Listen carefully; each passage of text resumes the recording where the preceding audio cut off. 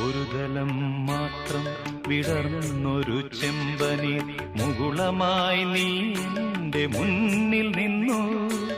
ഒരു ദലം മാത്രം വിടർന്നൊരു ചെമ്പനീർ മുകുളമായി നീ എന്റെ മുന്നിൽ നിന്നു.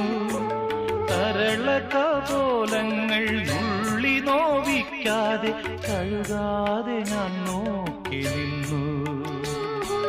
തരളകപോലങ്ങൾ